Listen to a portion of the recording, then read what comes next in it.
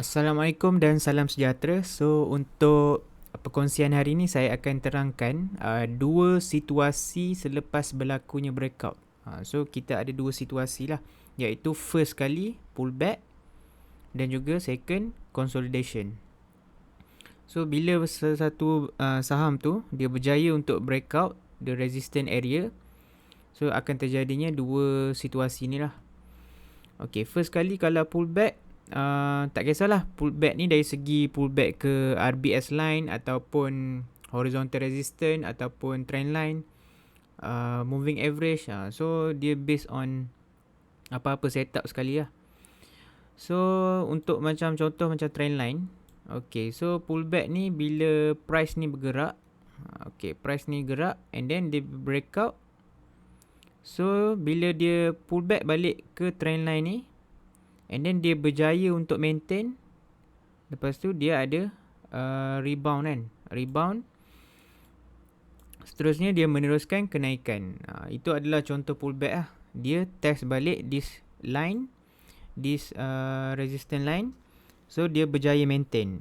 So kita kena faham lah, bila breakout ni, bila breakout maksudnya buyer tu lagi banyak dekat area seller, that's why berlakunya breakout. So bila dia dapat maintain this resistance line and then dia ada reversal untuk meneruskan kenaikan, so itu adalah contoh breakout yang berjaya lah. Dia ada fasa pullback. So kalau kita tengok dari segi horizontal line, horizontal line dia ada, dia test resistance, dia test, so bila dia breakout dia test balik this line and then baru dia teruskan kenaikan. Itu adalah pullback lah. So consolidation ni macam mana pula? Consolidation ni dia tak test. Okay, bila price dah breakout dia tak test. Okay, dia teruskan kenaikan. Dia buat consolidation area kat area sini. So dia tak test balik this line.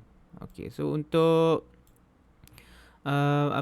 untuk horizontal line pula, bila dia test a few resistance, so bila dia breakout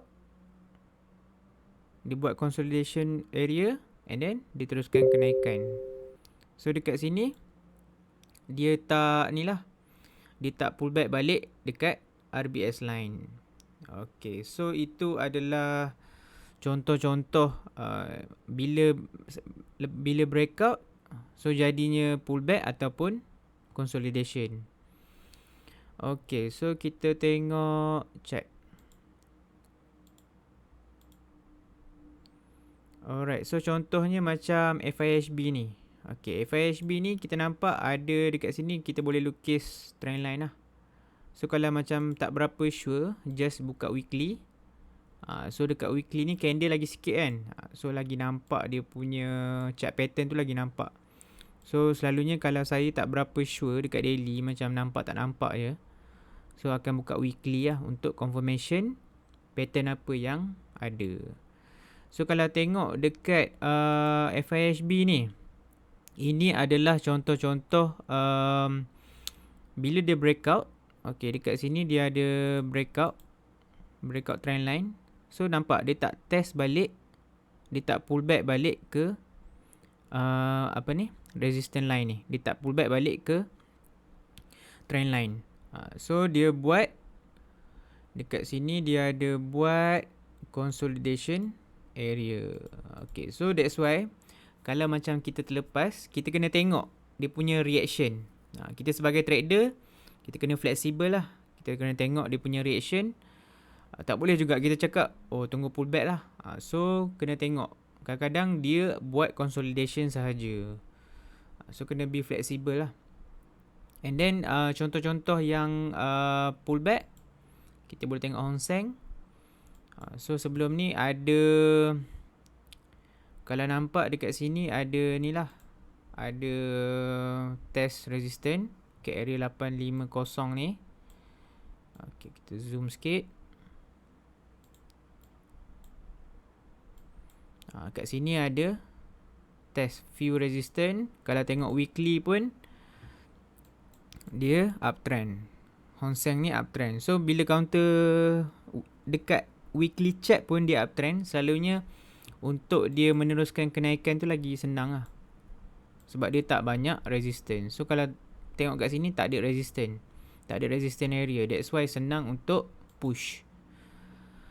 Alright, so kalau tengok dekat area sini ada a few test resistance lah. 1, 2, 3, 4, 5. Yang ke-6 baru breakout. So selalunya saya tengok based on my observation dan experience, sebelum ni banyak fake breakout kan. So selalunya saya akan monitor lebih selepas berlakunya 3 test resistance area. So saya akan monitor lebih lah. Okay, so tengok dekat area sini, Hang Seng ni, dia berjaya buat closing price dekat area 850. Resistance area dia 850. So dia berjaya close.